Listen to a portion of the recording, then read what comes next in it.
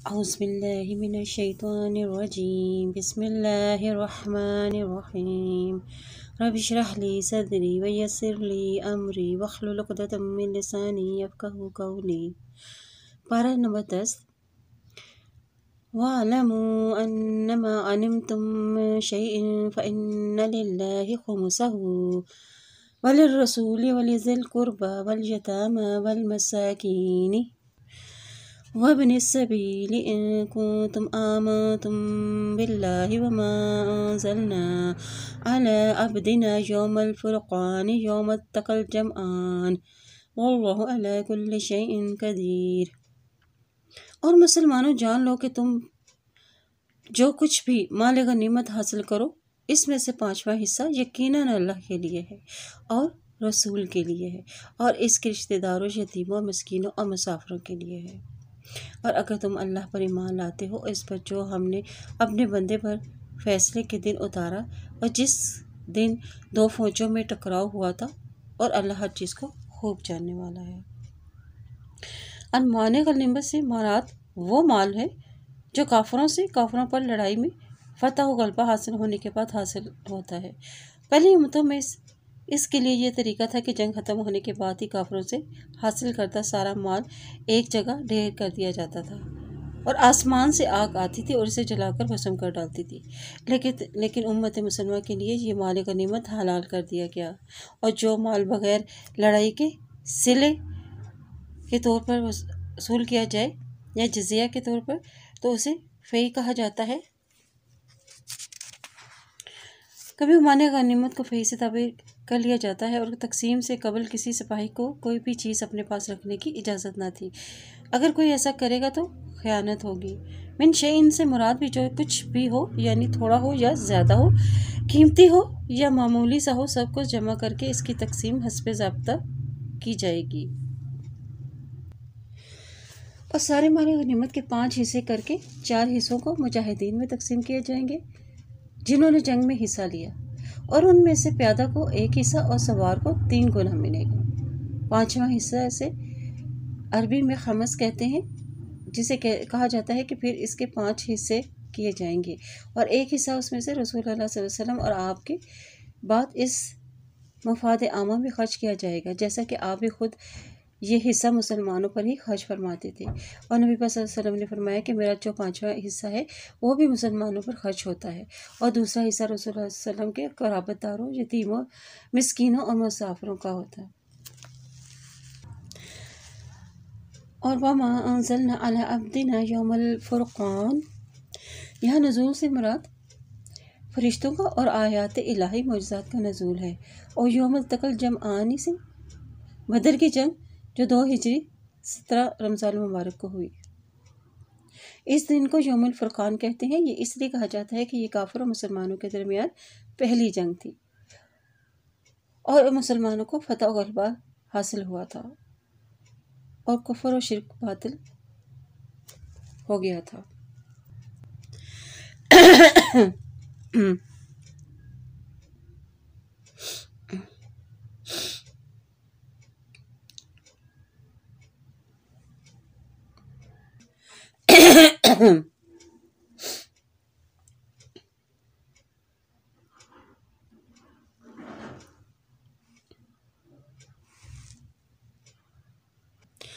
اور اے نبی یاد کریں جب اللہ نے آپ کے خواب میں آپ کو ان کی تعداد کم دکھائی، اور اگر وہ آپ کو ان کی تعداد زیادہ دکھاتا تو تم ضرور ہمت ہار دیتے اور اس معاملے میں آپس میں اختلاف کرتے، لیکن اللہ نے تمہیں بچا لیا، بے شک وہ سینوں کے بھید خوب جانتا ہے۔ اور اے مسلمانوں یاد کرو جب تم کافروں کے آمنے سامنے ہوئے تو اللہ تعالیٰ نے انہیں تمہاری نظروں میں تھوڑا دکھایا اور تمہیں ان کی نظروں میں تھوڑا دکھایا تاکہ اللہ اس کام کو پورا کر دے جو ہونے والا تھا،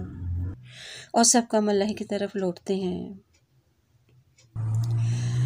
اور اے ایمان والو جب کسی گروہ سے تمہارا آمنا سامنا ہو تو ثابت قدم رکھو اور اللہ کو خوب بہت زیادہ یاد کرو تاکہ تم فلاح پا جاؤ۔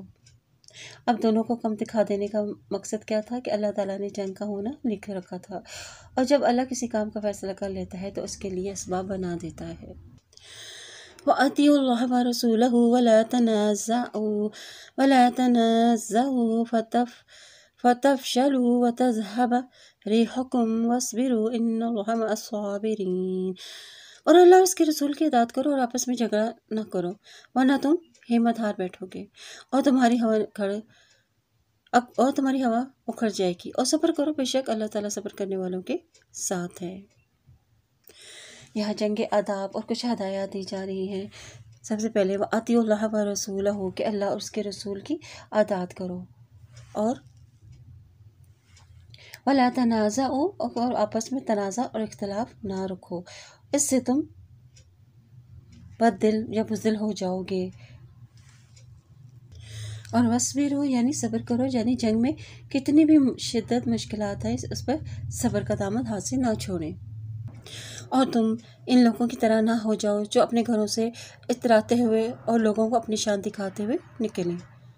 اور وہ لوگوں کو اللہ کی راہ سے روکتے تھے، اور جو کچھ وہ کر رہے ہیں اللہ اس کا احاطہ کیے ہوئے۔ یعنی مشرکین مکہ جب اپنے قافلے کی حفاظت اور لڑائی کی نیت سے نکلتے ہیں تو بڑے ہی اتراتے ہوئے اور فخر و غرور کرتے ہوئے نکلتے ہیں، اور مسلمانوں کو بھی اس کام سے روکتے ہیں۔ بدنام یعنی زیادہ نعمتیں ملنے کی وجہ سے انسان کے اندر غرور پیدا ہو جاتا ہے۔ تکبر کیا ہے؟ دراصل نعمتوں کا شکر ادا نہ کرنا ہے۔ اور یہاں کس چیز سے منع کیا جا رہا ہے کہ ایسے لوگوں کے دو طریقے اختیار نہ کرو، ان کی مشابہت مت اختیار کرو۔ اور یاد کرو جب شیطان نے ان کے اعمال ان کے لیے سجا کر پیش کیے اور وہ کہنے لگے آج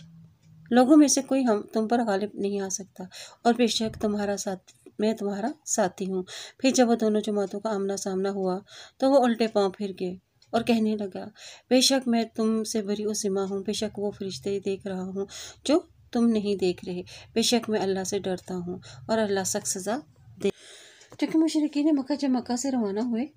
تو انہیں اپنے حریف قبیلے بنی بکر بن کنانہ سے یہ اندیشہ تھا کہ کہیں وہ انہیں پیچھے سے نقصان نہ پہنچائے۔ چنانچہ شیطان سراقہ بن مالک کی صورت بنا کر آیا، اور جو بنی بکر بن کنانہ کے ایک سردار تھے، اور انہیں نہ صرف فتح و غلبہ کی بشارت دی بلکہ اپنی حمایت کا بھی یقین دلایا تھا، مگر جب فرشتوں کی صورت میں امداد الہی سے نظر آئی تو وہ اپنی ایڑیوں کے پر بھاگ کھڑا ہوا۔ اذ يقول المنافقون والذين في قلوبهم مرض غر هؤلاء دينهم ومن يتوكل على الله فإن الله عزيز حكيم۔ اور جب منافق اور وہ لوگ جن کے دلوں میں روگ تھا یہ کہتے تھے کہ ان مسلمانوں کو اس کے دین نے دھوکے میں ڈال رکھا ہے، اور جو کوئی اللہ پر بھروسہ کرے تو بے شک اللہ تعالیٰ خوب زبردست اور خوب حکمت والا ہے۔ اور کاش آپ دیکھیں جب فرشتے کافروں کی جانیں قبض کرتے ہیں اور ان کے منہ اور ان کی پیٹھوں پر مارتے ہیں اور کہتے ہیں کہ تم جلا دینے والا عذاب چکھو۔ یعنی جب یہ جنگ میں جب مشرکین مسلمانوں کی طرف آگے بڑھتے تو مسلمان ان کے چہروں پر تلواریں مارتے، جس سے بچنے کے لیے جب وہ پیچھے پیٹھ پھیر کر بھاگتے تو فرشتے ان کی پیٹھوں پر مارتے۔ یہ اسی کا بدلہ ہے جو تمہارے ہاتھوں نے آگے بھیجا، اور یہ جان لو بے شک اللہ تعالیٰ اپنے بندوں پر ظلم کرنے والا نہیں ہے۔ یعنی یہ ضرب اور عذاب تمہارے اپنے ہی برے اعمال کا نتیجہ ہے، ورنہ اللہ اپنے بندوں پر ظلم کرنے والا نہیں وہ بلکہ وہ تو عادل ہے۔ اور ان کی عادت آل فرعون اور ان لوگوں کی عادت جیسی ہے جو اس سے پہلے تھے، انہوں نے اللہ کے آیات کا انکار کیا تو اللہ تعالیٰ نے ان کے گناہوں کی وجہ سے انہیں پکڑ لیا، اور بے شک اللہ تعالیٰ بہت طاقتور اور سخت سزا دینے والا ہے۔ اور یہ اس لیے کہ بے شک اللہ کوئی نعمت اور جو اس نے کسی قوم کو بخشی ہو نہیں بدلتا، یہاں تک کہ وہ خود اپنے دلوں کی حالت بدل ڈالیں، اور بے شک اللہ تعالیٰ خوب سننے والا اور خوب جاننے والا ہے۔ کدأب آل فرعون والذین من قبلہم کذبوا بآیات ربہم فأہلکناہم بذنوبہم وأغرقنا آل فرعون وکل کانوا ظالمین۔ اور ان کی عادت آل فرعون اور ان لوگوں کی عادت جیسی ہے جو ان سے پہلے تھے، انہوں نے اپنے رب کی آیات کو جھٹلایا تو ہم نے انہیں ان کے گناہوں کی وجہ سے انہیں ہلاک کر دیا، اور ہم نے آل فرعون کو غرق کر دیا، اور وہ سب ظالم تھے۔ اور بے شک زمین پر چلنے والوں میں سے اللہ کے نزدیک بدترین وہ لوگ ہیں جنہوں نے کفر کیا اور پھر وہ ایمان نہیں لاتے۔ شر الناس یعنی لوگوں میں سے سب سے بدتر کہنے کی بجائے انہیں شر الدواب یعنی تمام جانوروں سے بدتر کہا گیا ہے، جو لغوی معنی کے لحاظ سے تو انسانوں اور چوپایوں وغیرہ سب پر بولا جاتا ہے، لیکن عام طور پر اس کا استعمال چوپایوں کے لیے ہوتا ہے۔ گویا کافروں کا تعلق انسانوں سے نہیں، کفر کا ارتکاب کر کے وہ جانور بلکہ جانور میں بھی سب سے بدترین جانور بن جاتے ہیں، اور وہ جن سے آپ نے عہد کیا پھر وہ ہر بار اپنا عہد توڑ ڈالتے ہیں اور اللہ سے ذرا نہیں ڈرتے۔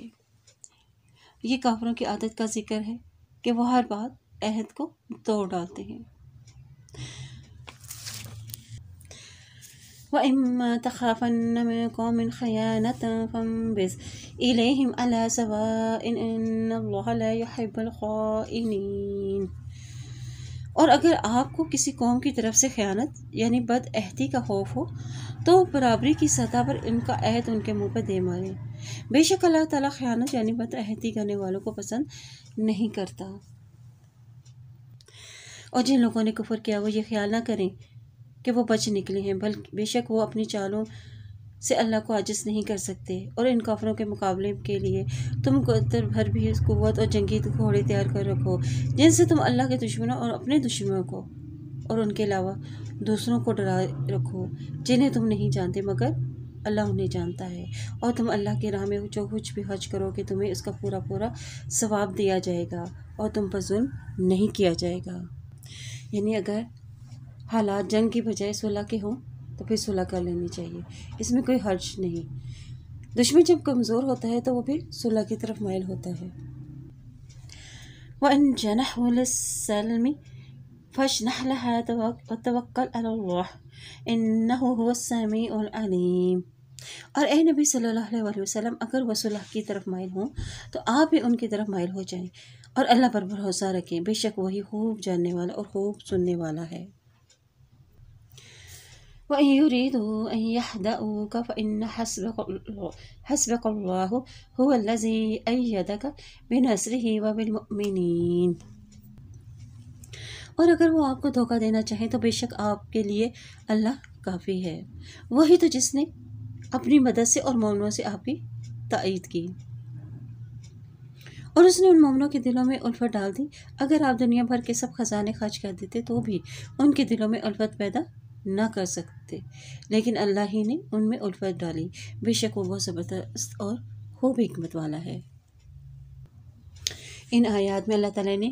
مومنوں پر جو بھی احسانات فرمائے ہیں ان کا ذکر ہے، یعنی نبی صلی اللہ علیہ وسلم کی مومنوں کے ذریعے سے مدد فرمائی اور وہ آپ صلی اللہ علیہ وسلم کے دست بازو اور محافظ اور معاون بن گئے، اور مومنوں پر احسان فرمایا کہ ان کے درمیان جو پہلے عداوت تھی اسے محبت میں بدل دیا۔ اے نبی صلی اللہ علیہ وسلم اگر آپ کے لیے اللہ کافی ہے اور ان لوگوں کے لیے بھی جو مومنوں میں سے آپ کی پیروی کرتے ہیں، اور اے نبی صلی اللہ علیہ وسلم مومنوں کو جہاد پر ابھاریے، اگر تم میں سے 20 صبر کرنے والے ہوں تو وہ 200 کافروں پر غالب آئیں گے، اور اگر تم میں سے 100 صابر ہوں تو وہ 1000 کافروں پر غالب آئیں گے، اس لیے کہ وہ لوگ کچھ بھی سمجھ نہیں رکھتے اور کسی نبی کے لائق نہیں ہے کہ اس کے پاس قیدی ہوں، یہاں تک کہ وہ زمین میں خوب خون ریزی کرے، انہیں قتل کرے۔ مسلمانوں تم سامان دنیا چاہتے ہو اور اللہ تمہاری آخرت چاہتا ہے، اور اللہ زبردست خوب حکمت والا ہے۔ اور اگر اللہ کی طرف سے پہلے ہی ایک بات لکھی ہوئی نہ ہوتی تو تم بدر کی قیدیوں سے جو فدیہ لیا اس کے بدلے تمہیں بڑا عذاب آ پکڑ لیتا۔ یہاں لکھی ہوئی بات کے متعلق بعض نے کہا کہ اس سے مال غنیمت کی حالت مراد ہے، یعنی چونکہ یہ نوشتہ تقدیر میں تھا کہ مسلمانوں کے لیے مال غنیمت حلال ہوگا، اس لیے تم نے فدیہ لے کر ایک جائز کام ہی کیا ہے، اگر ایسا نہ ہوتا تو فدیہ لینے کی وجہ سے تمہیں عذاب عظیم پہنچتا۔ فَكُلُوا مِمَّا غَنِمْتُمْ حَلَالًا طَيِّبًا وَاتَّقُوا اللَّهَ إِنَّ اللَّهَ غَفُورٌ رَحِيمٌ۔ چنانچہ جو حلال اور پاکیزہ غنیمتیں تم نے حاصل کی ہیں اس میں سے کھاؤ اور اللہ سے ڈرتے رہو، بے شک اللہ تعالیٰ بہت بخشنے والا اور نہایت ہی رحم کرنے والا ہے۔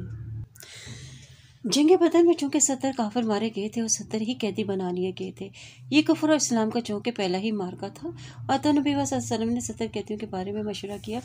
کہ کیا کیا جائے، ان کو قتل کر دیا جائے یا فدیہ لے کے چھوڑ دیا جائے۔ مشورے میں حضرت عمر رضی اللہ تعالیٰ عنہ نے مشورہ دیا کہ کفر کی طاقت اور شوکت توڑنے کے لیے ضروری ہے کہ ان قیدیوں کو قتل کر دیا جائے، یہ آزاد ہوں کر اسلام اور مسلمانوں کے خلاف سازشی کریں گے، جبکہ حضرت ابو بکر صدیق رضی اللہ تعالیٰ عنہ کی رائے اس کے برعکس تھی۔ انہوں نے فرمایا کہ فدیہ لے کر انہیں چھوڑ دیا جائے، اسی سال سے آئندہ جنگ کی بھی تیاری کی جائے، اور نبی صلی اللہ علیہ وسلم نے بھی اسی رائے کو پسند فرمایا، جس پر یہ آیت نازل ہوئی۔ لولا کتاب من اللہ سبق، یعنی فدیہ لینا جائز ہے، اسلام کا غلبہ، اور تقدیر میں یہ فیصلہ پہلے سے ہی موجود تھا کہ فدیہ لیا جائے۔ اگر ایسا نہ ہوتا تو جو مسلمانوں نے لیا تھا تو اس کے نتیجے میں ان کی پکڑ ہو سکتی تھی۔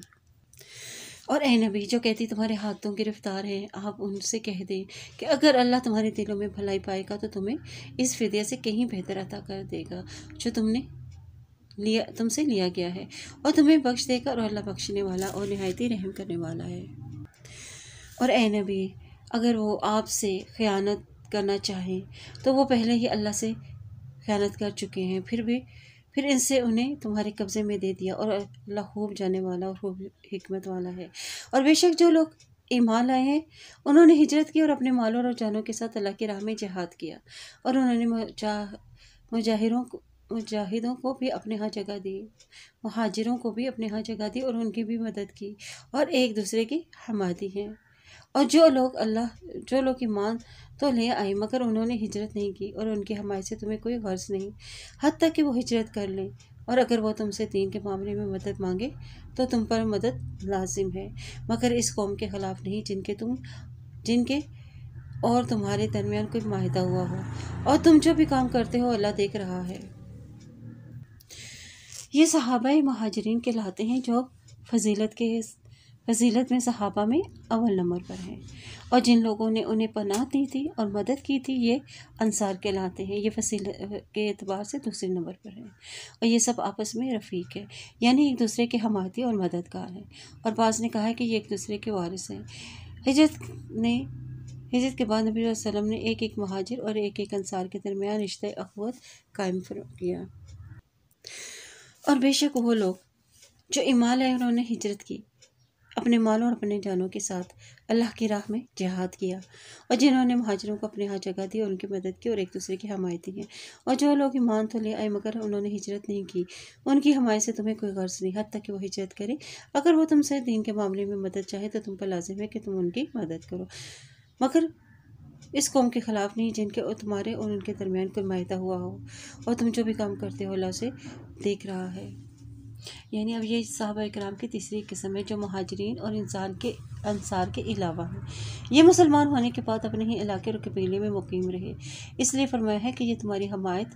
یا وراثت کے مستحق نہیں۔ مشرکین کے خلاف اگر ان کو تمہاری مدد کی ضرورت ہو تو ان کی مدد کرنا ضروری ہے، اور میثاق کیا ہے کہ اگر وہ تم سے ایسی قوم کے خلاف مدد کے خواہش مند ہو کہ تمہارے اور ان کے درمیان صلح کا اور جنگ نہ کرنے کا معاہدہ ہوا ہو تو ان مسلمانوں کی حمایت کے مقابلے میں معاہدے کی پاسداری زیادہ ضروری ہے۔ اور جن لوگوں نے کفر کیا وہ آپس میں ایک دوسرے کے حمایتی ہیں۔ اے مسلمانوں، اگر تم ایسا نہیں کرو گے تو زمین میں فتنہ اور بڑا فساد مچے گا۔ یعنی جس طرح ایک دوسرے کے دوست اور حمایتی ہیں، اسی طرح اگر تم بھی ایمان کی بنیاد پر ایک دوسرے کی حمایت اور کافروں سے عدم موالات نہ کی تو پھر بہت بڑا فتنہ اور فساد ہوگا، اور کافروں کا ظلم و ستم پھیلتا ہی چلا جائے گا۔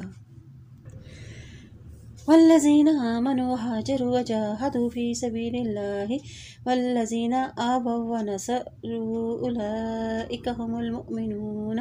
حقا لہم مغفرۃ ورزق کریم۔ اور جو لوگ ایمان لائے ہیں انہوں نے ہجرت کی اور اللہ کی راہ میں جہاد کیا، اور جنہوں نے مہاجرین کو جگہ دی اور ان کی مدد کی، وہی لوگ سچے مومن ہیں، ان کے لیے مغفرت اور باعزت روزی ہے۔ یہ مہاجرین اور انصار کے انہی دو گروہوں کا تذکرہ ہے۔ اور جو لوگ بعد میں ایمان لائے انہوں نے ہجرت کی اور تمہارے ساتھ مل کر جہاد کیا تو وہ بھی تمہیں میں سے ہیں، اور اللہ کی کتاب میں خون کے رشتہ دار آپس میں ایک دوسرے کے زیادہ حقدار ہیں، بے شک اللہ تعالیٰ ہر چیز کو خوب جاننے والا ہے۔ اور یہ چوتھے گروہ کا ذکر ہے جو فضیلت سے پہلے دو گروہوں کے بعد تیسرے گروہ سے پہلے ہیں۔ اخوت یا خلف کی بنیاد پر وراثت میں جو حصہ دار بنتے تھے، اس آیت سے اس کو منسوخ کر دیا گیا ہے۔ فی کتاب اللہ سے مراد لوح محفوظ میں اصل حکم یہی تھا۔ سورۃ التوبہ، اس کے مفسرین نے متعدد نام ذکر کیے ہیں لیکن زیادہ مشہور دو ہی نام ہیں، ایک توبہ اور دوسرا برات، اس لیے کہ اس میں مشرکین سے برات کا اعلان عام ہے۔ یہ قرآن کی وہی صورت ہے جس کا آغاز بسم اللہ الرحمن الرحیم سے درج نہیں ہے۔ یہ صورت انفال اور صورت توبہ ان دونوں کے مضامین میں بڑی ہی یکسانیت پائی جاتی ہے۔ یہ صورت گویا صورت انفال کا بقیہ ہے۔ یہ 7 بڑی صورتوں میں سے 7ویں بڑی صورت ہے جنہیں سبع طوال کہتے ہیں، اور فتح مکہ کے بعد رسول اللہ صلی اللہ علیہ وآلہ وسلم نے حضرت ابوبکر صدیق رضی اللہ تعالیٰ عنہ اور حضرت علی رضی اللہ تعالیٰ عنہ اور دیگر صحابہ کو قرآن کی یہ آیات اور یہ احکامات دے کر بھیجا تاکہ وہ مکے میں ان کا عام اعلان کر دیں، اور انہوں نے اس کا اعلان کر دیا کہ کوئی شخص بیت اللہ کا ننگا طواف نہیں کرے گا، بلکہ آئندہ سال کسی مشرک کو بیت اللہ کا حج کی اجازت نہ ہوگی۔ اور یہ اعلان ان مشرکوں کے لیے تھا جن سے معاہدہ تھا کہ 4 مہینے سے کم کا تھا، جن سے 4 مہینے سے زیادہ ایک خاص مدت تک تھا، لیکن ان کی طرف سے عہد کی پاسداری کا اہتمام نہ تھا۔ اگر اس مدت کے اندر وہ اسلام قبول کر لیں تو انہیں یہاں رہنے کی اجازت ہوگی، ورنہ وہ جزیرہ عرب سے نکل جائیں۔ اگر وہ ایسا نہ کریں گے تو پھر وہ حربی کافر شمار ہوں گے جن سے لڑنا مسلمانوں کے لیے ضروری ہوگا، اور تاکہ وہ جزیرہ عرب کو ان کفر و شرک کی تاریکیوں سے صاف کر دیں۔ براءۃ من اللہ ورسولہ الی الذین عاہدتم من المشرکین۔ اے مسلمانوں، جن مشرکین سے تم نے عہد کر رکھا ہے اللہ اور اس کے رسول کی طرف سے انہیں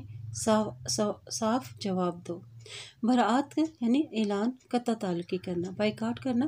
یعنی دلی دوستی کو توڑ دینا، عہد معاہدے کو توڑ دینا۔ مطلب یہ ہے کہ کسی بھی ذمہ داری سے دستبرداری، اعلانیہ معاہدہ ختم کر دیے ہیں، ہمدردی، موالات اور دلی دوستی ختم کر دی ہے، یعنی جنگ کا حکم دیا جا رہا ہے۔ اور توبہ اس لیے کہ اس میں بعض مومنین کی توبہ قبول ہونے کا بھی ذکر ہے، اور برات اس میں مشرکین سے برات کا اعلان عام تھا۔ فَسِیحُوا فِی الْأَرْضِ 4 أَشْهُرٍ وَاعْلَمُوا أَنَّکُمْ غَیْرُ مُعْجِزِی اللَّہِ وَأَنَّ اللَّهَ مُخْزِی الْکَافِرِینَ۔ چنانچہ مشرکو، تم زمین میں 4 ماہ چل پھر لو اور جان لو کہ تم اللہ کو عاجز نہیں کر سکتے، یعنی اللہ کے مقابلے میں تم کچھ نہیں کر سکتے، اور یہ کہ اللہ کافروں کو رسوا کرنے والا ہے۔ یعنی کہا جا رہا ہے کہ اے مشرکو، تم اس زمین میں 4 مہینے چل پھرو، غور و فکر کرو اور حق کو پہچان لو، تاکہ تم آخری اعلان کو سمجھ سکو، اور جان لو کہ تم اللہ سے بھاگ نہیں سکتے اور اللہ کے مقابلے میں تم کچھ نہیں کر سکتے۔ اب مشرکین کو مہلت کیوں دی گئی تھی؟ اس لیے کہ اگر وہ یہاں سے میں رہنا چاہتے ہیں تو وہ اسلام قبول کر لیں، ورنہ انہیں جزیرہ عرب سے نکل جائیں۔ اور حج اکبر کے دن اللہ اور اس کے رسول کی جانب سے لوگوں کے لیے اعلان ہے کہ وہ اللہ اور اس کے رسول مشرکوں سے بری الذمہ ہیں۔ لہٰذا اے مشرکو، اگر تم توبہ کر لو تو یہ تمہارے لیے بہتر ہے، اور اگر تم نے اسلام قبول نہ کیا تو جان لو کہ تم اللہ کو عاجز نہیں کر سکتے، اور اے نبی، آپ ان کافروں کو دردناک عذاب کی خبر سنا دیں۔ یوم الحج اکبر سے مراد یہاں پہ یوم النحر یعنی 10 ذی الحجہ کا دن ہے۔ اسی دن منع میں اعلان برات سنایا گیا تھا، اور یوم الحج کو حج اکبر اس لیے بھی کہا جاتا ہے کہ اس دن سب سے زیادہ اہم مناسک ادا کیے جاتے ہیں، اور جو حج جمعے والے دن آئے اسے بھی حج اکبر ہی کہتے ہیں۔ لیکن جن مشرکوں سے تم نے عہد کیا اور پھر انہوں نے تمہارے عہد میں سے کوئی کمی نہیں کی اور نہ تمہارے مقابلے میں کسی کی مدد کی، تو ان سے مقرر مدت تک ان کا عہد پورا کرو، بے شک اللہ متقیوں کو پسند کرتا ہے۔ یعنی یہ مشرکین کی چوتھی قسم ہے۔ ان سے جتنی مدت کا معاہدہ کیا تھا اس مدت تک انہیں رہنے کی اجازت دے دی گئی تھی، کیونکہ انہوں نے معاہدے کی پاسداری کی تھی، اس کے خلاف کوئی حرکت نہیں ہوگی، اس لیے مسلمانوں کے لیے بھی ان کی پاسداری ضروری قرار دیا گیا تھا۔ اور پھر جب حرمت والے مہینے گزر جائیں تو تم مشرکینوں کو جہاں کہیں پاؤ انہیں قتل کر دو، اور انہیں پکڑو اور ان کا محاصرہ کر لو، اور ہر کھات کی جگہ ان کی طاق میں بیٹھے رہو۔ پھر اگر وہ توبہ کر لیں یعنی اسلام قبول کر لیں اور نماز قائم کریں، زکوٰۃ ادا کریں، تو پھر ان کو چھوڑ دو، بے شک اللہ تعالیٰ بخشنے والا اور خوب رحم کرنے والا ہے۔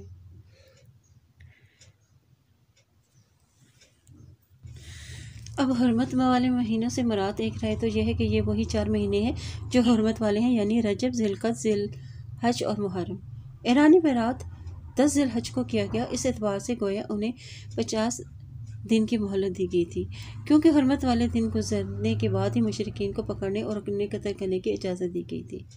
اور کہا گیا تھا کہ مشرکین کو چاہے بھی کہیں پاؤ انہیں قتل کر دو، مسجد الحرام کے آس پاس ان سے مت لڑو، یہاں تک کہ وہ خود ہی تم سے لڑیں، اگر وہ پھر تم سے لڑیں تو پھر تم ان سے لڑنے کی تمہیں اجازت ہے، انہیں گرفتار کرو یعنی انہیں قیدی بنا لو یا انہیں قتل کر دے، ان کا محاصرہ کرو اور ان کی طاق میں ہر کھات میں بیٹھ جانے سے مطلب یہ ہے کہ اس بات پر اکتفا نہ کرو کہ وہ تمہیں کہیں ملے تو تم کارروائی کرو، بلکہ جہاں جہاں ان کے قلعے ہیں، پناہ گاہیں ہیں، وہاں ان کی کھات میں رہو اور ان کے خلاف کوئی کارروائی نہ کی جائے، کیونکہ مسلمان ہو اور جو مسلمان ہو جائے پھر ان کے خلاف کوئی کارروائی نہ کی جائے۔ اور اے نبی صلی اللہ علیہ وسلم، اگر مشرکوں میں سے کوئی آپ سے پناہ مانگے تو اس کو پناہ دیں، یہاں تک کہ وہ اللہ کا کلام سن لیں، پھر اسے اس کی امن کی جگہ پہنچا دیں، اس لیے کہ وہ بے شک وہ ایسے لوگ ہیں جو علم نہیں رکھتے، یعنی یہ سب کچھ جاننے کے باوجود بھی وہ علم نہیں رکھتے۔ یعنی اگر کوئی کافر، حربی کافر کے بارے میں ایک رخصت دی گئی تھی کہ اگر کوئی حربی کافر پناہ طلب کرے تو اسے پناہ دو تاکہ کوئی اسے قتل نہ کر دے، اور تاکید کی کہ اسے اللہ کی باتیں سننے اور اسلام کو سمجھنے کا بھی موقع ملے، ممکن ہے کہ اس طرح وہ توبہ کر کے اسلام قبول کر لے، اگر پھر بھی مسلمان نہ ہو تو پھر اسے اس کی جائے امن تک پہنچا دو، یعنی اپنی امان کی پاسداری آخری حد تک کرو، جب تک وہ اپنی جائے امن تک نہ پہنچ جائے، اس کی جان کی ذمہ داری تمہاری ذمہ ہے، کیونکہ یہ بے علم لوگ ہوتے ہیں، ممکن ہے کہ اللہ اور اس کے رسول کی باتیں ان کے علم میں آئیں تو پھر اس طرح وہ اسلام قبول کر لیں۔ کیف یکون للمشرکین احد عند اللہ وعند رسولہ الا الذین عاہدتم عند المسجد الحرام فما استقاموا لکم فاستقیموا لہم ان اللہ یحب المتقین۔ بھلا مشرکوں کے لیے اللہ تعالیٰ اور اس کے رسول کے نزدیک کوئی عہد کیوں کر ہو سکتا ہے، کیونکہ وہ ہر بار اپنا عہد توڑ دیتے تھے، سوائے ان لوگوں کے جن سے تم نے مسجد الحرام کے قریب عہد لیا تھا، ابھی جب تک وہ تمہارے ساتھ سیدھے رہے، یعنی جب تک وہ اپنے عہد پر قائم رہے تو تم بھی ان کے ساتھ سیدھے رہو، یعنی یہ عہد کو پورا کرو، اور بے شک اللہ تعالیٰ متقین کو پسند کرتا ہے۔ یعنی مشرکین سے تمہارا معاہدہ ہے، جن مشرکینوں کے ساتھ تمہارا معاہدہ ہے ان کے خلاف اب کسی سے معاہدہ باقی نہیں رہا، یعنی عہد کی پاسداری اللہ کے ہاں زیادہ پسندیدہ امر ہے، اس لیے معاملے میں احتیاط ضروری ہے، اور کسی طرح مشرکوں سے عہد رہ سکتا ہے جبکہ ان کا یہ حال ہے کہ اگر وہ تم پر غلبہ پا لیں تو تمہارے معاملے میں رشتہ داری کا لحاظ کریں گے، نہ کسی عہد کا، وہ اپنے منہ یعنی اپنی زبان سے تمہیں خوش کرتے ہیں، یعنی زبانی کلامی باتیں کرتے ہیں، اور ان کے دل انکار کرتے ہیں ان سے جو ان میں سے اکثر نافرمان ہیں، یعنی اپنے عہد کو معاہدے کو توڑنے والے ہیں، انہوں نے اللہ کی آیات کو تھوڑی سی قیمت میں بیچا اور پھر لوگوں کو اس کے راستے سے روکا، یعنی دین کے راستے سے، اور انہوں نے دین کے بدلے دنیا لینا چاہیے، اور بے شک برا ہے جو وہ کرتے ہیں، اور کسی مومن کے معاملے میں رشتہ داری کا لحاظ کرتے ہیں اور نہ ہی کسی عہد کا، اور وہی لوگ حد سے گزرنے والے ہیں، یعنی معاہدے کو توڑنے والے، اور ہمیشہ زیادتی انہی کی طرف سے ہوتی ہے۔ پھر اگر وہ توبہ کر لیں اور نماز قائم کر لیں اور زکوٰۃ ادا کریں تو وہ دین میں تمہارے بھائی ہیں، اور ہم اپنی نشانیوں لوگوں کے لیے تفصیل سے بیان کرتے ہیں جو علم رکھتے ہیں، اور اگر وہ اپنے عہد کے بعد اپنی قسموں کو توڑ ڈالیں اور تمہارے عہد سے اور تمہارے دین میں طعن کریں تو کفر ان کے سرداروں سے جنگ کرو، اور بے شک ان کی قسموں کا کوئی بھی اعتبار نہیں شاید کہ وہ باز آ جائیں، اور کیا تم ان لوگوں سے نہیں لڑو گے جنہوں نے اپنی قسمیں توڑ ڈالیں اور رسول کو صلی اللہ علیہ وسلم کو مکے سے نکالنے کا ارادہ کیا، اور انہوں نے ہی پہلے تم سے لڑائی شروع کی، کیا تم اس سے ڈرتے ہو؟ حالانکہ اللہ ہی زیادہ حقدار ہے کہ تم اس سے ڈرو اگر تم مومن ہو۔ اللہ تعالیٰ مسلمانوں کو جہاد کی ترغیب دے رہے ہیں۔ وَحَمُّ بِالْإِخْرَاجِ الرَّسُولِ سے مراد دارۃ الندوہ کی وہ مشاورت ہے جس میں رؤسائے مکہ نے نبی پاک صلی اللہ علیہ وسلم کے جلا وطن کرنے اور انہیں قید کرنے یا قتل کرنے کی تجویز پر غور کیا تھا، اور وہ جنگ بدر میں بھی جنگ ابتدا ان کی طرف سے ہوئی تھی اور ظلم و زیادتی کی بھی ابتدا انہی کی طرف سے ہوئی تھی۔ یا اس سے مراد بدر کی جنگ میں مشرکین مکہ کا رویہ ہے کہ وہ اپنے تجارتی قافلے کی حفاظت کے لیے گئے، لیکن اس کے باوجود کہ انہوں نے دیکھ لیا کہ قافلہ بچ کر نکل گیا ہے، وہ بدر کے مقام پر مسلمانوں سے لڑنے کی تیاری کرتے اور چھیڑخانی کرتے رہے، جس کے نتیجے میں جنگ ہو کر رہی۔ یا اس سے مراد قبیلہ بنی بکر کے وہ امداد ہے جو قریش نے ان سے کی تھی جب انہوں نے رسول اللہ صلی اللہ علیہ وسلم کے حلیف قبیلے خزاع پر چڑھائی کی تھی، اور حالانکہ وہ قریش کی یہ امداد معاہدے کی خلاف ورزی تھی۔ چونکہ دشمن کا دل اپنے دشمن کے خلاف عداوت میں رہتا ہے، وجہ اس کی یہ ہے کہ یہ مفاد پرست لوگ ہوتے ہیں، اپنے مفاد کی خاطر اپنے معاہدوں کا بھی خیال نہیں رکھتے۔ قاتلوہم یعذبہم اللہ بأیدیکم ویخزہم وینصرکم علیہم ویشف صدور قوم مؤمنین۔ ان سے خوب لڑائی کرو، اللہ انہیں تمہارے ہاتھوں عذاب میں ڈالے گا، یعنی تمہارے ہاتھوں انہیں شکست دے گا اور انہیں رسوا کرے گا، اور تمہیں ان پر فتح دے گا، اور مومنوں کے سینے کو شفا بخشے گا، اور وہ ان کے دلوں کا غصہ دور کرے گا، اور اللہ جس پر چاہے توجہ فرماتا ہے، اور اللہ خوب جاننے والا اور خوب حکمت والا ہے۔ یعنی جب مسلمان کمزور تھے تو یہ مشرکین ان پر ظلم و ستم کرتے تھے، جس کی وجہ سے مسلمانوں کے دل ان کی طرف سے دکھی تھے، اور جب وہ تمہارے ہاتھوں سے قتل ہوں گے اور ذلت و رسوائی ان کے حصے میں آئے گی، تو یہ فطری بات ہے کہ اس سے مظلوم اور ستم رسیدہ مسلمانوں کے کلیجے کو ٹھنڈک ملے گی، اور ان کے دلوں کا غصہ بھی دور ہوگا۔ اور کیا تم نے یہ سمجھ رکھا ہے کہ تمہیں یوں ہی چھوڑ دیا جائے گا، یعنی تمہاری آزمائش نہ ہوگی، جبکہ ابھی اللہ نے تم سے ان لوگوں کو نہیں چھانٹا جنہوں نے جہاد کیا، اور اللہ اور اس کے رسول اور مومنوں کے سوا کسی کو دلی دوست نہیں بنایا، اور تم جو بھی عمل کرتے ہو اللہ سے خوب خبر رکھتا ہے۔ یعنی اللہ کو تو پہلے ہی ہر چیز کا علم ہے، لیکن جہاد کی یہ حکمت ہے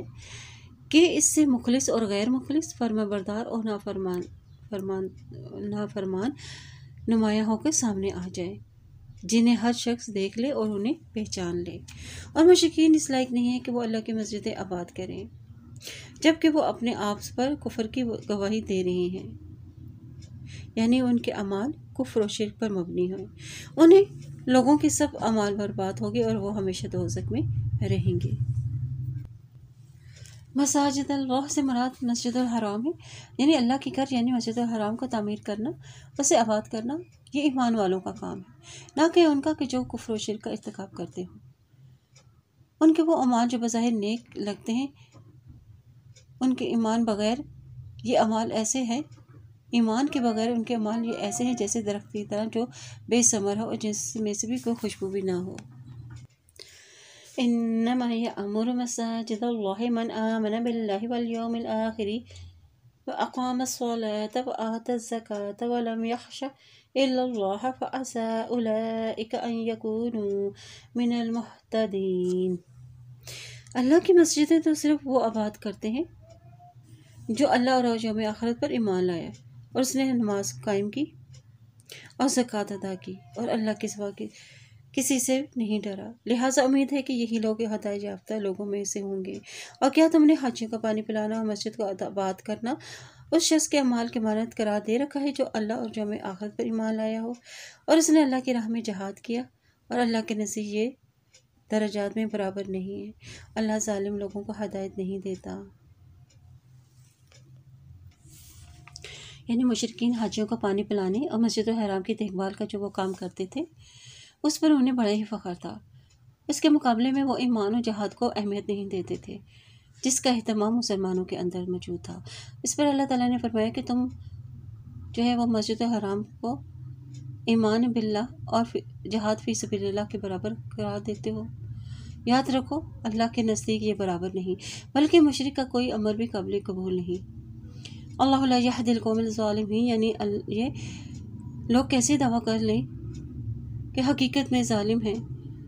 یعنی یہ مشرک ہے، اس لیے شرک سب سے بڑا ظلم ہے اور اسی ظلم کی وجہ سے یہ ہدایت الہی سے محروم ہے۔ الذین آمنوا وہاجروا وجاہدوا فی سبیل اللہ باموالہم وانفسہم اعظم درجۃ عند اللہ وَأُولَئِكَ هُمُ الْفَائِزُونَ۔ اور جو لوگ ایمان لائے ہیں اور انہوں نے ہجرت کی اور اللہ کی راہ میں اپنے مال اور اپنی جانوں سے جہاد بھی کیا، اور اللہ کے ہاں ان کے درجات بہت بڑا ہے، اور وہی مراد پانے والے ہیں دنیا اور آخرت میں۔ یعنی رسول اللہ صلی اللہ علیہ وآلہ وسلم نے ایمان، نماز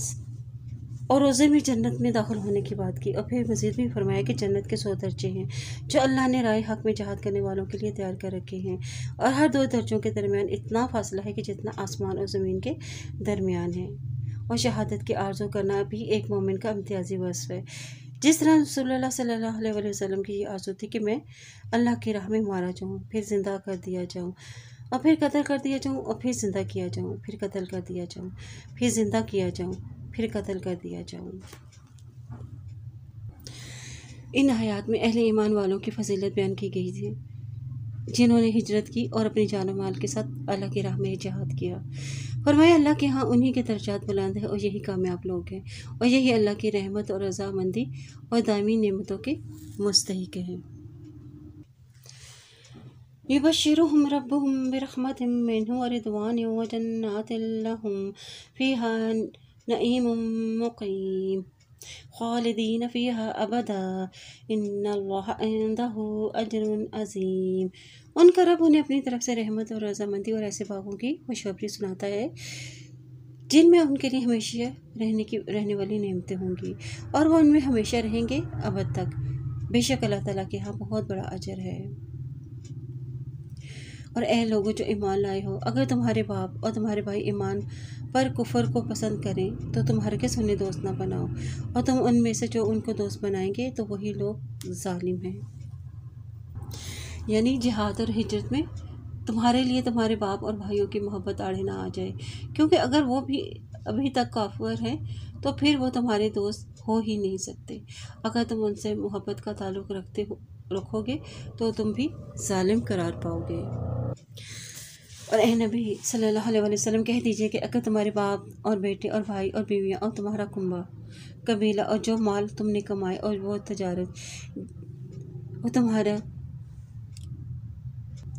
وہ تجارت جس کے مندہ پڑنے پر تمہیں ڈر ہو، اور مکانات جنہیں تم پسند کرتے ہو، یہ سب تمہیں اللہ اور اس کے رسول اور اس کی راہ میں جہاد سے زیادہ عزیز ہیں، تو انتظار کرو یہاں تک کہ اللہ اپنا حکم بھیج دے، یعنی عذاب۔ اور اللہ نافرمان لوگوں کو ہدایت نہیں دیتا۔ اس میں جہاد سے گریز کرنے والوں پر سخت وعید بیان کی گئی ہے کہ جہاد فی سبیل اللہ کو اسلام کی ایک عظیم چوٹی کہا گیا ہے۔ جہاد سے اسلام کا قیام عمل آتا ہے، قیام کلمۃ اللہ اور لا الہ الا اللہ، یعنی اللہ کے سوا کوئی معبود نہیں، کو غلبہ حاصل ہے، اور نیز اس سے دین اسلام کی اشاعت بھی ہوتی ہے، جبکہ جہاد ترک کر دینے سے اسلام جب پامال ہوتا ہے اور مسلمان انتہائی پستی اور ذلت میں جا گرتے ہیں اور شرف اور عزت سے محروم ہو جاتے ہیں۔ نعوذ باللہ من ذالک، ان کی زمینیں غصب کر لی جاتی ہیں، ان کی حکومت اور اقتدار مقتوب کر دیا جاتا ہے۔ اسلام میں جہاد اور ایک نہایت ہی اہم فریضہ ہے، اور جو اس فریضے کو ادا کرنے کی آرزو نہیں کرتا تو وہ نفاق کی خصلتوں میں سے ایک خصلت کے ساتھ مرتا ہے۔ اور حضرت ابو ہریرہ رضی اللہ عنہ نے رسول اللہ صلی اللہ علیہ وآلہ وسلم کا بیان و ان الفاظ روایت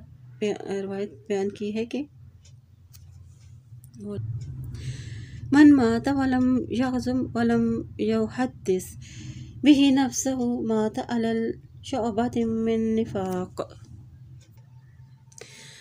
یقیناً اللہ نے بہت سے مواقع پر تمہاری مدد کی، اور حنین کے دن بھی تمہاری کثرت نے تمہیں خوش فہمی میں ڈال دیا تھا، تو وہ تمہارے کچھ بھی کام نہ آئی، یعنی تمہاری کثرت تعداد بھی کام نہ آئی، اور زمین فراخی کے باوجود تم پر تنگ ہو گئی، اور پھر تم پیٹ پھیر کر پلٹے۔ حنین مکہ اور طائف کے درمیان ایک وادی ہے، یہاں حوازن اور ثقیف رہتے تھے۔ یہ دونوں قبیلے تیر اندازی میں مشہور تھے۔ یہ مسلمانوں کے خلاف لڑائی کرتے رہے تھے، اور جس کا علم نبی صلی اللہ علیہ وسلم کو ہوا تو آپ صلی اللہ علیہ وسلم 12,000 کا لشکر لے کر ان قبیلوں سے جنگ کے لیے حنین تشریف لے گئے۔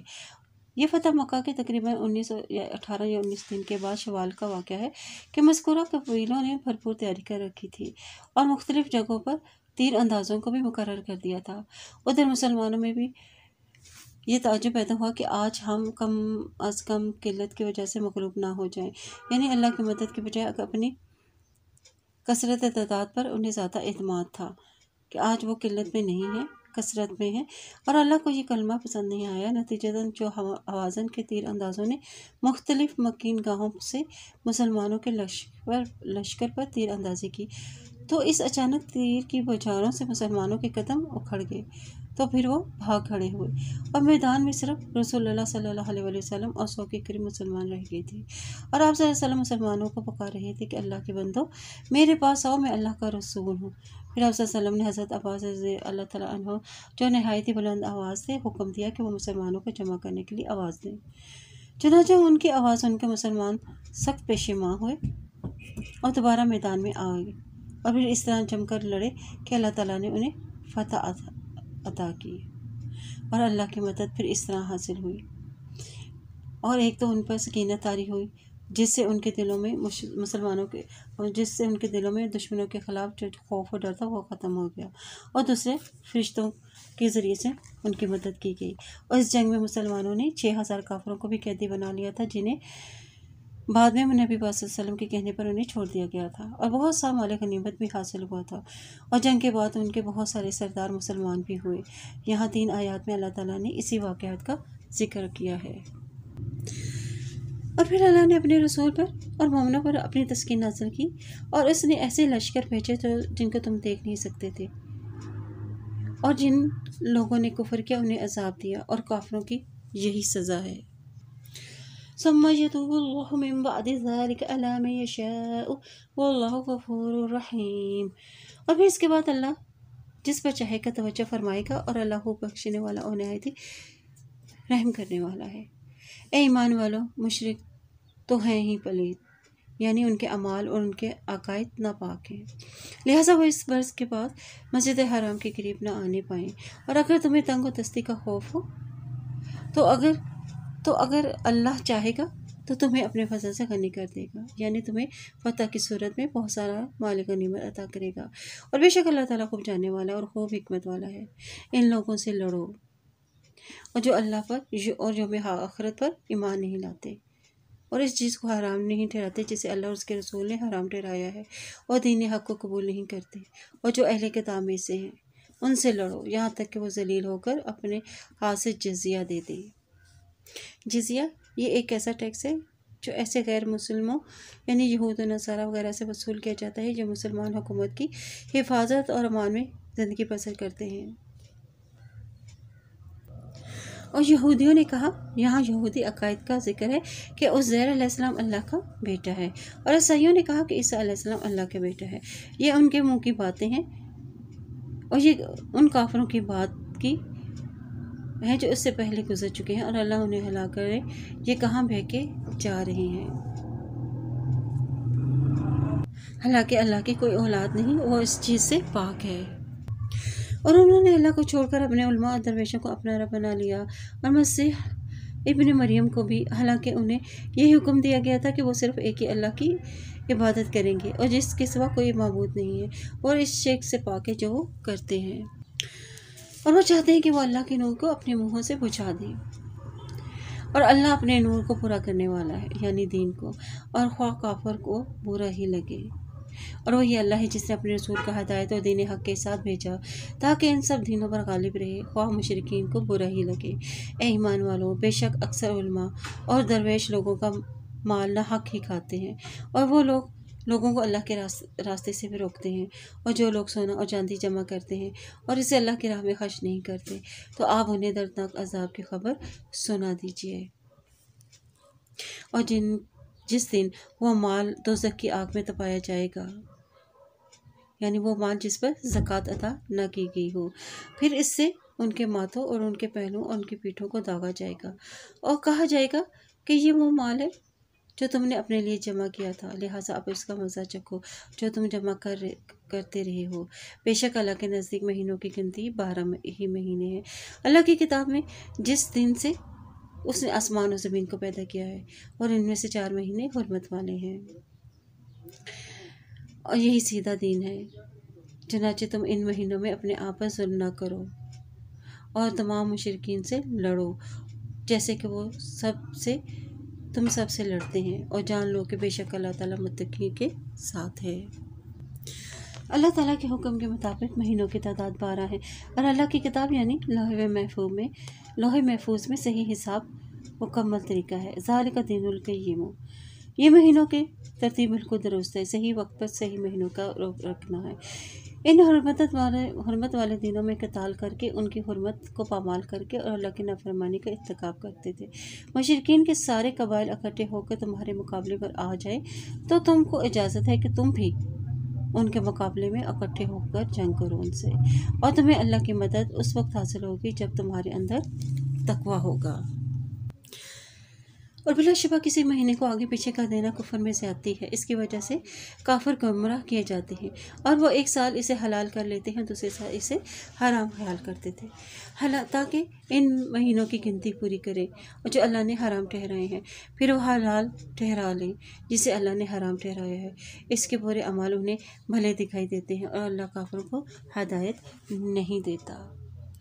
نسیئہ سے مراد ہے کہ رد و بدل کر دینا، وقت کو مؤخر کر دینا۔ انما النسیء، اس سے مراد جو ہے وقت کو مؤخر کر دینا، اس میں رد و بدل کرنا ہے، یعنی حرام مہینوں کا حلال اور حلال مہینوں کا حرام قرار دینا ہے۔ عربوں میں بھی حرمت والے مہینوں میں قتال و جدال اور لوٹ مار کو سخت ناپسند سمجھا جاتا تھا، لیکن مسلسل 3 مہینے ان کی حرمتوں کو مخلوط رکھتے ہوئے قتل و غارت سے اجتناب اور ان کے لیے مشکل تھا، اس لیے انہوں نے اس کا حل یہ نکالا کہ جس حرمت والے مہینوں میں وہ قتل اور غارت کرنا چاہتے اس میں کر لیتے، اور اعلان کرتے تھے کہ یہ اس کی جگہ فلاں مہینہ حرمت والا ہوگا۔ اللہ تعالیٰ نے اس کی بابت فرمایا کہ یہ کفر میں زیادتی ہے۔ نبی نے اس کے خاتمے کا اعلان کر کے یہ فرمایا کہ زمانہ گھوم گھما کر اپنی اصل حالت میں آ گیا، یعنی اب آئندہ مہینوں کی یہ ترتیب اسی طرح رہے گی جس طرح ابتدائی کائنات سے چلی آ رہی ہے، اور رد بدل کرنے کا ان کا مقصد یہ تھا کہ اللہ نے جو 4 مہینے رکھے ہیں ان کی گنتی کو پورا کریں۔ اے ایمان والو، تمہیں کیا ہو گیا ہے کہ جب تم سے کہا جاتا ہے کہ اللہ کی راہ میں نکلو تو تم زمین پر ڈھیر ہو جاتے ہو؟ کیا تم آخرت کو چھوڑ کر دنیا کی زندگی میں رچ گئے ہو؟ چنانچہ دنیا کی زندگی کا فائدہ تو آخرت کے مقابلے میں بہت ہی حقیر ہے۔ اگر تم نہیں نکلو گے تو اللہ تمہیں دردناک عذاب دے گا اور تمہاری جگہ کسی اور قوم کو لے آئے گا، اور تم اس کا کچھ بھی نہ بگاڑ سکو گے، اور اللہ ہر چیز پر خوب قادر ہے۔ اگر تم اس نبی کی مدد نہیں کرو گے تو تحقیق اللہ نے اس کی اس وقت مدد کی جب کافروں نے اس کو مکہ سے نکال دیا تھا، یعنی ہجرت کا واقعہ بیان کیا گیا ہے، اور وہ 2 میں دوسرا تھا، یعنی نبی صلی اللہ علیہ وسلم اور حضرت ابوبکر صدیق رضی اللہ تعالیٰ عنہ، جبکہ وہ دونوں غار ثور میں تھے، اور جب نبی صلی اللہ علیہ وسلم اپنے ساتھی حضرت ابوبکر صدیق سے کہہ رہے تھے کہ غم نہ کر، یقیناً اللہ ہمارے ساتھ ہے، پھر اللہ نے اس پر اپنی سکینت نازل فرما دی اور ایسے لشکروں سے ان کی مدد کی جنہیں تم نے نہیں دیکھا، اور اس نے کافروں کی بات کو بھی پست کر دیا، اور بات تو اللہ ہی کی بلند ہے، اور اللہ بہت زبردست اور خوب حکمت والا ہے۔ اور تم ہلکے بھی نکلو اور پہنچل بھی، اور اپنے مالوں اور اپنے جانوں سے اللہ کی راہ میں جہاد کرو، یہ تمہارے لیے بہتر ہے اگر تم علم رکھتے ہو، یعنی ہر حال میں اللہ کے دین کے خاطر نکلو جہاد کے لیے۔ اور اگر مال غنیمت قریب الحصول اور سفر ہلکا ہوتا تو وہ منافق آپ کے ساتھ ضرور چلتے، لیکن انہیں مسافت دور نظر آئی، اور اب وہ اللہ کی قسمیں کھائیں گے کہ اگر ہم طاقت رکھتے تو ہمارے ساتھ ضرور نکلتے، اور وہ خود کو ہلاک کر رہے ہیں، اور اللہ جانتا ہے بے شک وہ سراسر جھوٹے ہیں۔ اے نبی صلی اللہ علیہ وسلم، اللہ نے آپ کو معاف کر دیا، اور آپ نے ان منافقین کو رخصت کیوں دی؟ آپ رخصت نہ دیتے یہاں تک کہ آپ پر ظاہر ہو جاتے سچے لوگ، اور آپ جھوٹوں کو جان لیتے۔ یعنی اللہ تعالیٰ کے راستے میں اپنی جان و مال سے جہاد کرو، یہی تمہارے لیے بہتر ہے۔ وہ اسلحے کی وجہ سے بوجھل ہوں یا خوشی اور غم اور وسعت اور آسانی کے، ہر حال میں اللہ کے راستے میں نکلنے کو حکم دیا گیا تھا۔ اور یہاں اس آیت میں ان لوگوں کا ذکر شروع ہو رہا ہے جنہوں نے عذر اور معذرت کر کے نبی صلی اللہ علیہ وسلم سے اجازت لے لی تھی، حالانکہ ان کے پاس کوئی بھی عذر نہ تھا۔ ہلکا سفر ہوتا تو ان کا کیا رویہ ہوتا؟ تو وہ آپ کے ساتھ جنگیں شریک جہاد ہو جاتے، لیکن اگر سفر دوری کا ہوتا تو وہ ہیلے اور بہانے تراشتے اور جھوٹی قسمیں کھاتے۔ اس لیے نبی پاک صلی اللہ علیہ وسلم سے کہا جا رہا ہے کہ جہاد میں عدم شرکت کی اجازت مانگنے والوں کو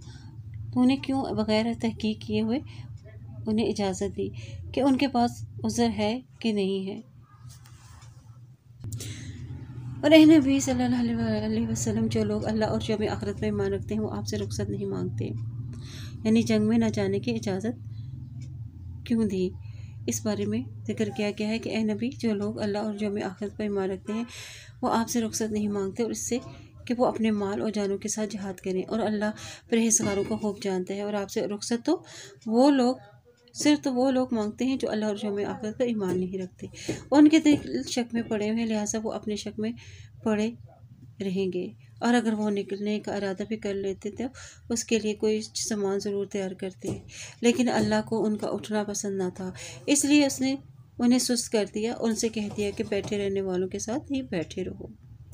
اور اگر وہ منافق تمہارے ساتھ نکلتے بھی تو تمہارے لیے خرابی ہی بڑھاتے اور تمہارے اندر فتنہ کھڑا کرنے کی خواہش لیے دوڑتے پھرتے،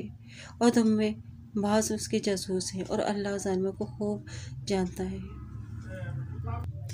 ان آیات میں جہاد میں شرکت کے معاملے میں مسلمانوں کو 4 قسمیں بتائی گئی ہیں کہ پہلی قسم میں وہ مسلمان جو بلا تعامل تیار ہو گئے تھے، دوسرے وہ جنہوں نے ابتداء میں تردد ہوا پھر جلد ہی اس تردد سے نکل آئے تھے، تیسرے وہ جو ضعیف اور بیمار یا سواری یا خرچ نہ ہونے کی وجہ سے فی الوقت جانے سے معذور تھے،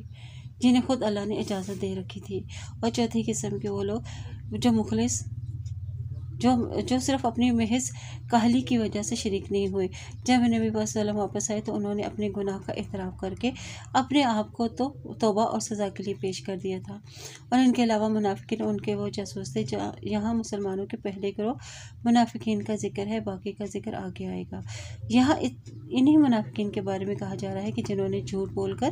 اجازت طلب کی تھی کہ اگر وہ جہاد میں جانے کا ارادہ رکھتے تو یقیناً اس کی تیاری کرتے۔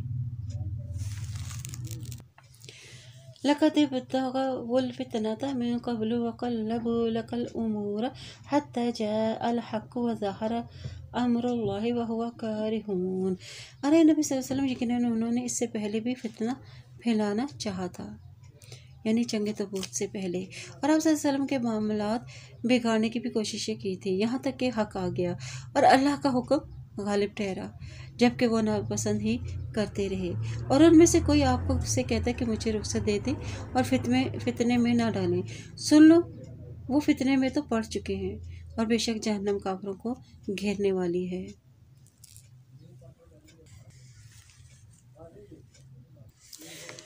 منافقین کے جواب میں مسلمانوں کو صبر و ثبات اور حوصلے کے لیے فرمایا جا رہا ہے کہ کیونکہ جب مسلمانوں کو یہ معلوم ہوا کہ اللہ کی طرف سے کام ہر صورت ہونا ہی ہے، تو بھی مصیبت یا بھلائی پہنچنی ہے تو یہ تقدیر الہی کا ہی حصہ ہے، تو انسان اس کے لیے مصیبت کا برداشت کرنا اس کے لیے آسان ہو جاتا ہے، اور اس کے حوصلے میں بھی اضافہ ہو جاتا ہے۔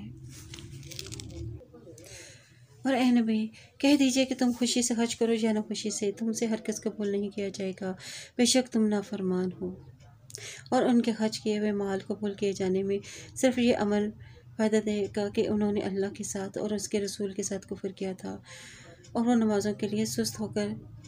ہی آتے ہیں، اور نہ وہ ناگواری ہی سے خرچ کرتے ہیں، یعنی اس سے معلوم ہوا کہ نماز میں سستی کرنا منافقین کا شیوا ہے، اور رسول اللہ صلی اللہ علیہ وسلم نے فرمایا، نماز فجر اور عشاء سے بڑھ کر منافقوں پر اور کوئی نماز بھاری نہیں، لیکن اگر انہیں معلوم ہو جائے کہ ان دونوں میں کس قدر اجر و ثواب ہے تو وہ مسجدوں میں ضرور آئیں، وہاں انہیں سرین کے بل آنا پڑے۔ رسول اللہ صلی اللہ علیہ وسلم نے فرمایا، بلا شبہ میں نے ارادہ کیا کہ مؤذن کو اقامت کہنے کا حکم دوں، پھر وہ اقامت کہے، اور میں کسی آدمی کو حکم دوں کہ وہ نماز میں لوگوں کی امامت کرائے، اور پھر میں آگ کے شعلے لے کر ان لوگوں کو جو نماز کے لیے نہ نکلے ہوں انہیں ان کے گھروں سمیت جلا ڈالوں۔ اور یہاں پر ان صدقات کے عدم قبول کی 3 دلیلیں بھی بیان کی گئی ہیں، ایک ان کا کفر و فسق ہے، اور دوسرا کاہلی سے نماز پڑھنا ہے، اور تیسرا کراہت سے خرچ کرنا ہے۔ جس کام میں دل کی رضا شامل نہ ہو وہ کس طرح قبول ہو سکتا ہے؟ چنانچہ ان کے مال اور ان کی اولاد آپ کو حیرت میں نہ ڈالیں۔ یقیناً اللہ ہی چاہتا ہے کہ اس کی وجہ سے انہیں دنیا کی زندگی میں ہی عذاب دے اور ان کی جانیں حالت کفر میں ہی نکلیں، اور وہ اللہ کی قسمیں کھاتے ہیں کہ بے شک وہ تم میں سے ہیں، حالانکہ وہ تم میں سے نہیں بلکہ وہ تو ڈرپوک لوگ ہیں۔ اور اگر وہ کوئی پناہ کی جگہ یا غار یا کوئی اور گھس بیٹھنے کی جگہ پائیں گے تو اس کی طرف ضرور بھاگیں گے رسیاں توڑوا کر، اور ان میں سے بعض وہ ہیں جو آپس صدقات کی تقسیم میں اعتراض کرتے ہیں۔ چنانچہ اگر ان میں سے کچھ دے بھی دیا جائے تو وہ راضی رہتے ہیں، اور اگر اس میں سے کچھ نہ دیا جائے تو وہ جھٹ ناراض ہو جاتے ہیں۔ اور کیا ہی اچھا ہوتا کہ اگر وہ اس پر راضی رہتے تو اللہ نے اور اس کے رسول نے انہیں دیا ہے، اور کہتے کہ اللہ ہمارے لیے کافی ہے، جلدی اللہ ہمیں اپنے فضل سے دے گا اور اس کا رسول بھی، بے شک ہم اللہ ہی کی طرف راغب ہیں۔ اب صدقات کی تقسیم کے بارے میں فرمایا جا رہا ہے کہ زکوٰۃ تو صرف فقیروں، مسکینوں اور ان کے اہلکاروں کے لیے ہے جو اس کی وصولی میں مقرر ہیں، ان کے لیے اور جن کی دلداری مقصود ہے، اور گردنیں چھڑانے اور قرضہ داروں کے قرض اتارنے کے لیے، اور اللہ کی راہ میں مسافروں کی مدد میں، اور یہ اللہ کی طرف سے فرض ہے، اور اللہ خوب جاننے والا خوب حکمت والا ہے۔ اور ان منافقین میں سے بعض وہ ہیں جو نبی صلی اللہ علیہ وسلم کو تکلیف دیتے ہیں اور کہتے ہیں کہ یہ تو صرف کان ہے اور ہر ایک کی بات سن اور مان لیتا ہے، اور آپ کہہ دیجئے کہ وہ تمہارے لیے خیر کا کان ہے، وہ تو اللہ پر یقین رکھتا ہے، اور مومنوں کی بات پر یقین رکھنا اور تم میں سے جو ایمان لائے ان کے لیے رحمت ہے، اور جو اللہ اور اس کے رسول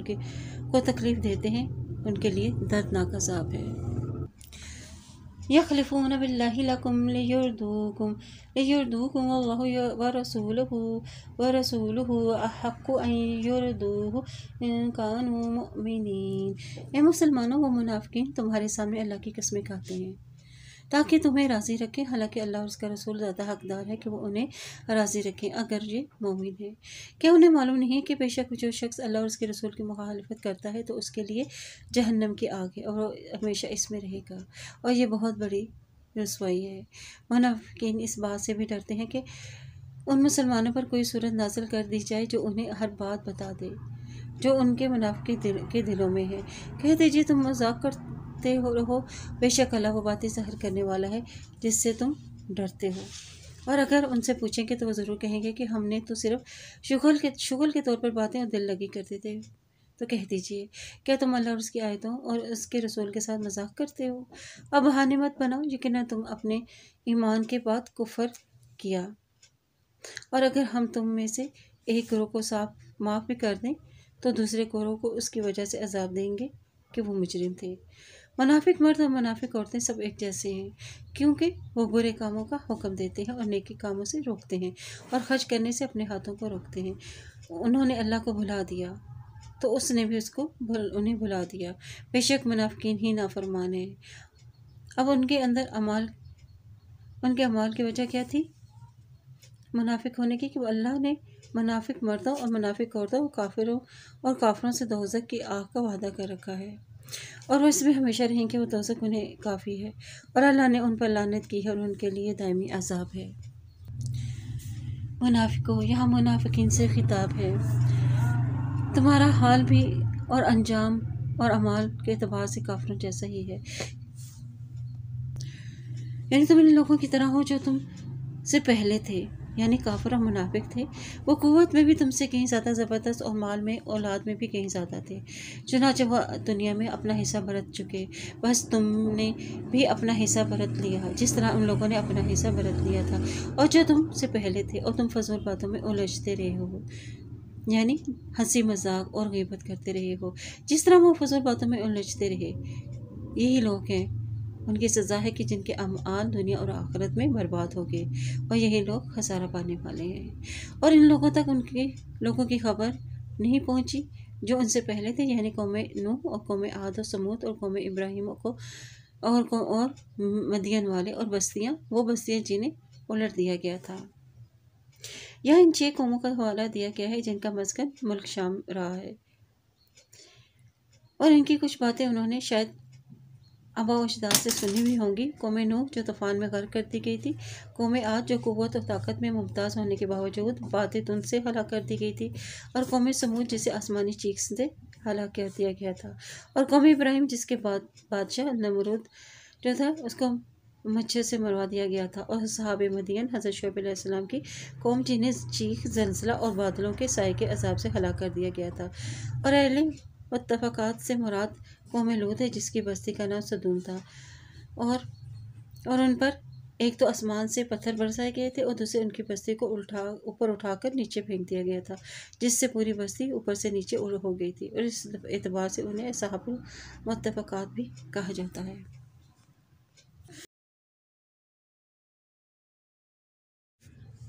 اور مومن مرد اور مومن عورتیں آپس میں ایک دوسرے کے مددگار ہیں۔ کیسے؟ کہ وہ نیکی کا حکم دیتے ہیں اور برائی سے روکتے ہیں اور نماز قائم کرتے ہیں، زکوٰۃ دیتے ہیں اور اللہ اور اس کے رسول کے اطاعت کرتے ہیں۔ یہی لوگ جن پر اللہ ضرور رحم فرمائے گا، اور بے شک اللہ تعالیٰ زبردست اور خوب حکمت والا ہے۔ اللہ نے مومن مردوں اور مومن عورتوں کے لیے ایسے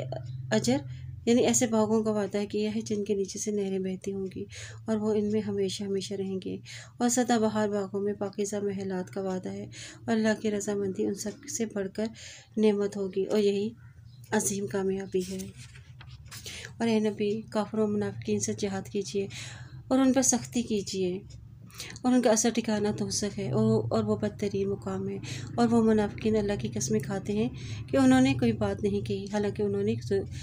ضرور کلمہ کفر کہا تھا، اور وہ اسلام لانے کے بعد کافر ہو گئے ہیں، اور انہوں نے جو کچھ کرنے کا ارادہ کیا ہے جو کچھ نہ کر سکے، اور انہوں نے غصہ نہیں نکالا مگر اس بات پر کہ اللہ اور اس کے رسول نے اپنے فضل سے انہیں غنی کر دیا۔ پھر اگر وہ توبہ کر لے تو ان کے لیے بہتر ہوگا، اور اگر وہ منہ موڑ لیں گے تو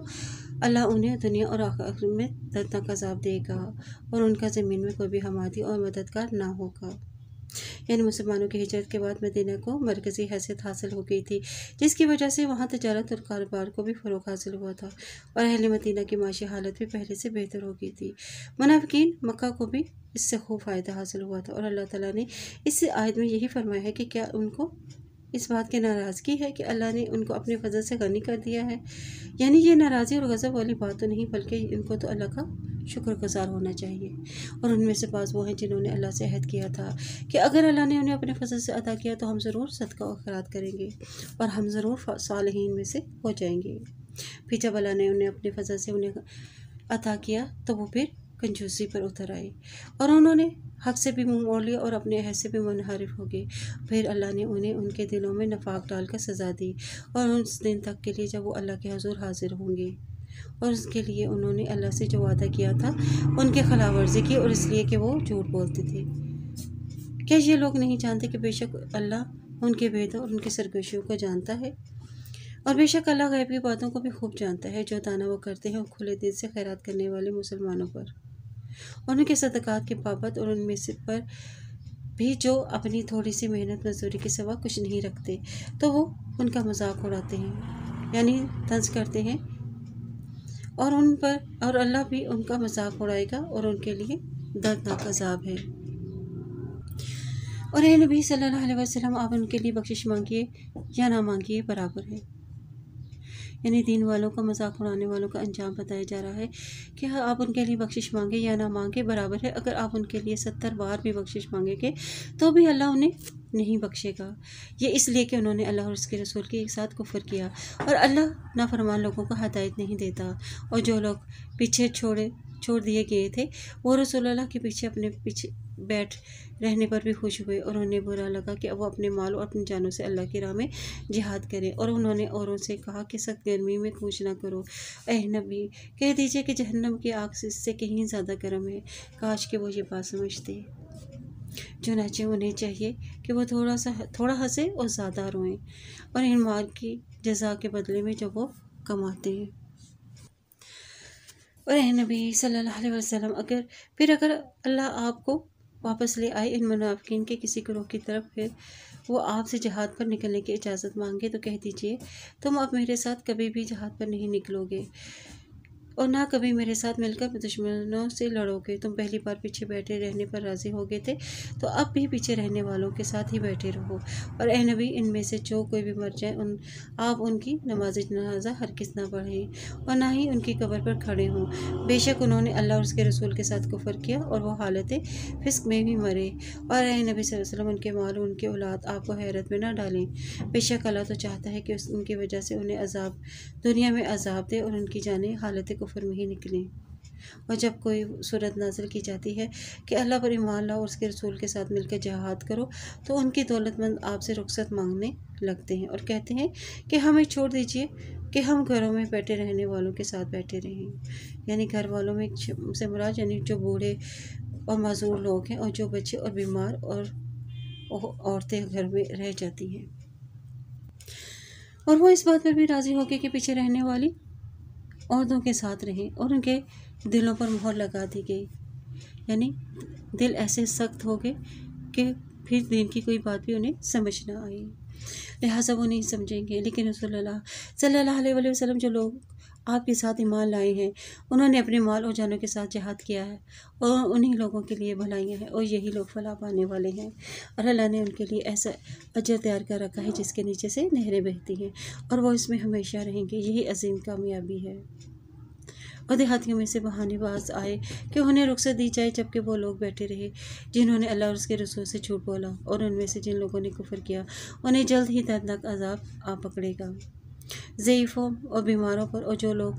کوئی چیز نہیں دے پاتے کہ وہ خرچ کریں، ان پر پیچھے رہنے میں کوئی حرج نہیں، جبکہ وہ اللہ اور اس کے رسول کے خیر خواہ ہوں۔ اور نیکی کرنے والوں پر کوئی بھی حرف نہیں آتا، اور اللہ بہت بخشنے والا اور نہایت ہی رحم کرنے والا ہے۔